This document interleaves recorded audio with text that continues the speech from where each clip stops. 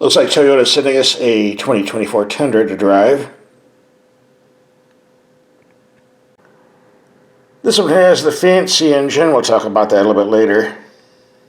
The base price of a Tundra runs around $41,000.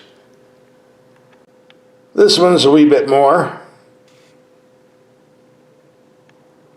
I'll gently scroll down the options so you can read them if you want a freeze frame. A lot of fluff we really don't need. And they're dollaring us to death with things like wheel locks and carpeted floor mats. There you go. This is fuel economy rating on this particular rig, but we'll talk about all the fuel economy ratings on the Tundras quickly in the video coming up. So here it is. Nice looking rig. One of the first things we do is get a vehicle is to check to see if there's a spare tire. Being a truck, of course there is. If you want to crawl under there and get it. The second thing we do is check to see what brand of tires are being issued, because a lot of car companies are putting crap on from weird overseas countries that I won't name. But these are Japanese Yokohamas. I can live with that. I was told these are all terrain tires, but they look like they're more for the street rather than rough off-roading.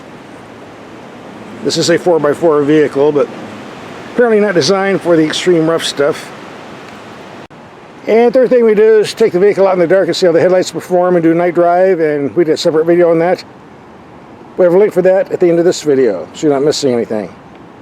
And here we have the iForce Max engine. Let's talk about that. Let's do a rundown on the engines. Used to be they had a 5.7 liter V8 putting out 381 horsepower, 41 pounds-feet of torque, rate 13 to 17 mpg. It's gone replaced by 3 V6s, starting with the base 348 horsepower, 405 pounds-feet of torque, moving up to the 389 horsepower, 479 pounds-feet of torque.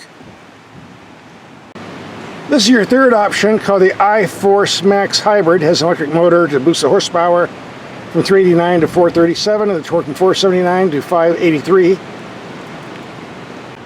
There's already not much difference between the fuel economy numbers. The base small V6 2024 and two-wheel drive, four-wheel drive 19 to 23 versus 19 to 22 for the hybrid non-hybrid with four-wheel drive. And a lot of people ask, well, why can't they just offer the V8 and the V6s like Ford does? I mean, they got a V8, a big V6 turbo, a small V6 turbo, and a small V6.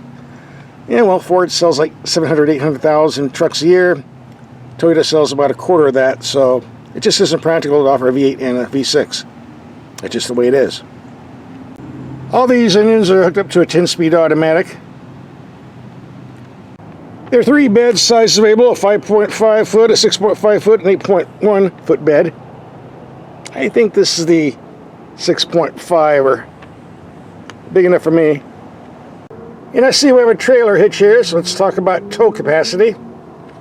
This has a rear coil suspension for softer ride. Now the critics are saying, well, it reduces your towing capability.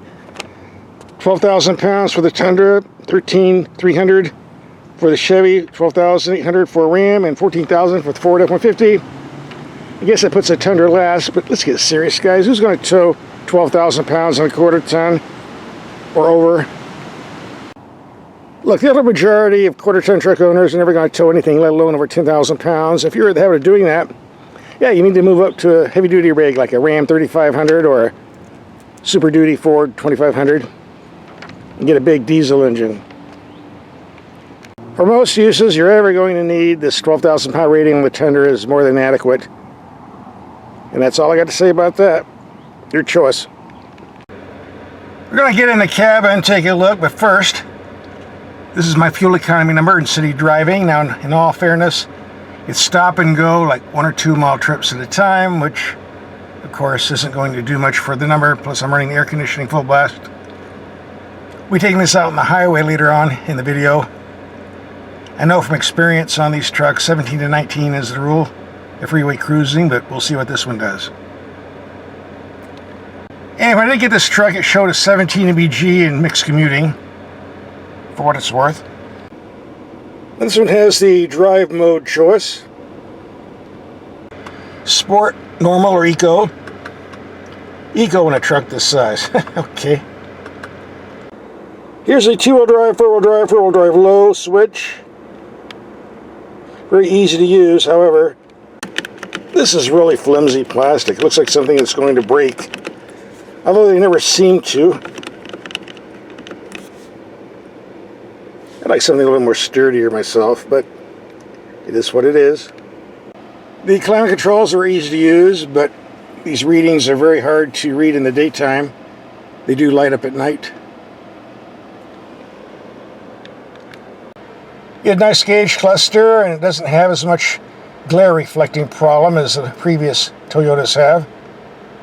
So maybe they finally corrected that problem. I see our security guard is on the job here.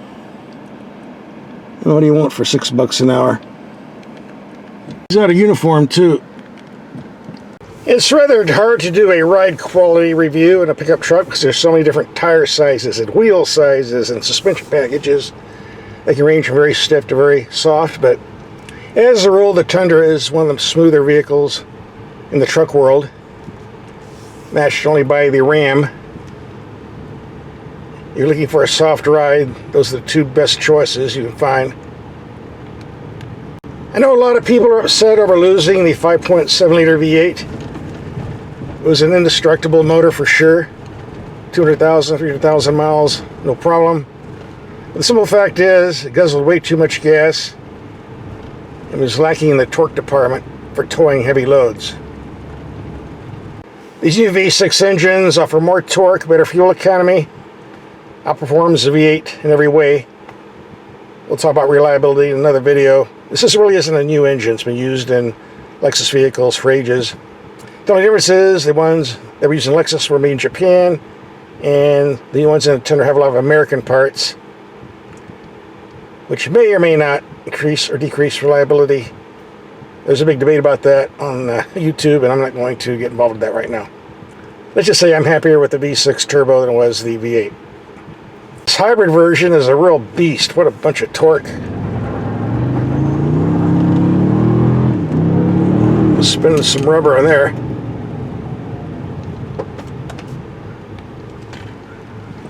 If you're hauling heavy loads, you won't be disappointed.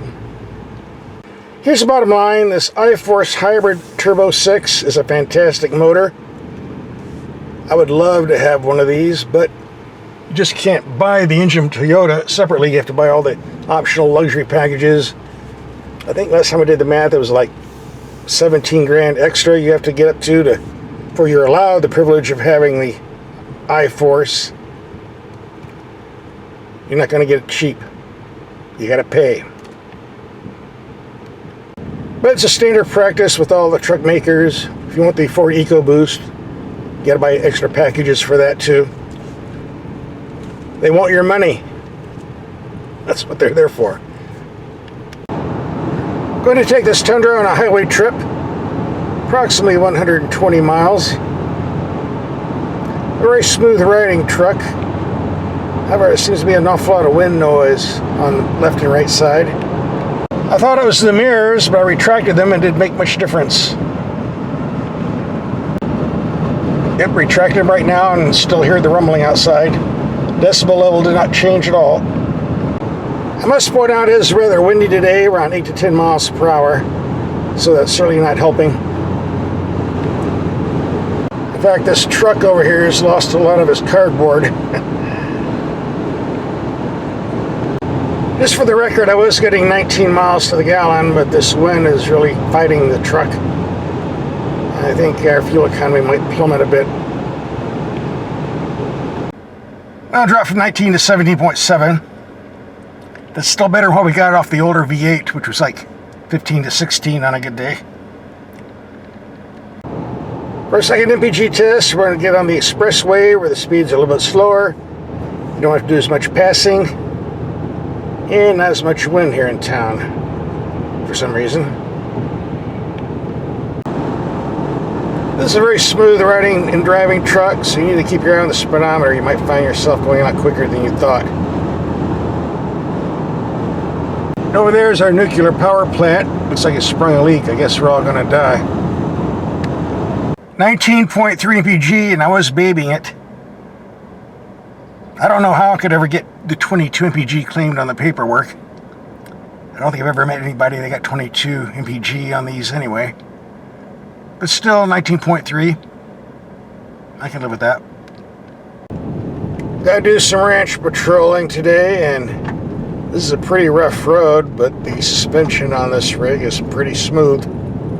Or should I say, provides a smooth ride. A lot better than some other pickup trucks I've driven lately. It's a shame this is a part-time four-wheel drive only, designed for the dirt. You can't really use it on the street.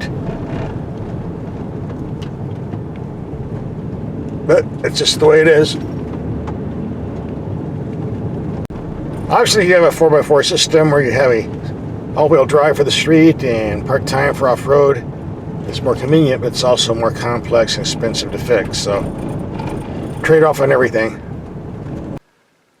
Well, the weather people said there wasn't going to be rain out here all week, and they lied or got it wrong.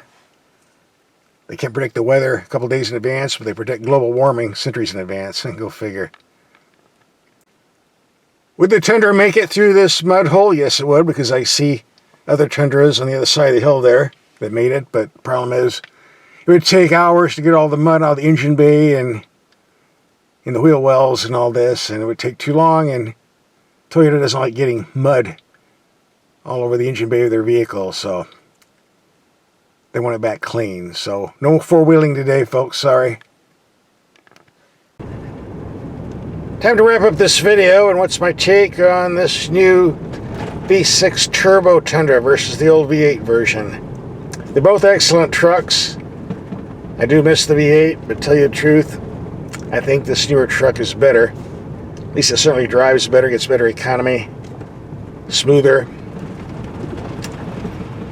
I like it, what can I tell you?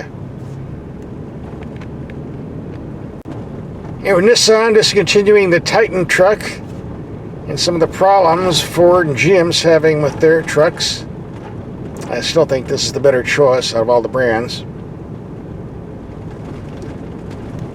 Take your pick. Looks like we splattered a bit of mud on the headlights. If you want to see the headlight test and night drive we did, here's a link coming up. Click and watch. There we go. Took it down to the car wash, got it all spick and span and shiny. Now I'll go to the nighttime video. See how many bulbs we got in there. Hard to tell with the reflections.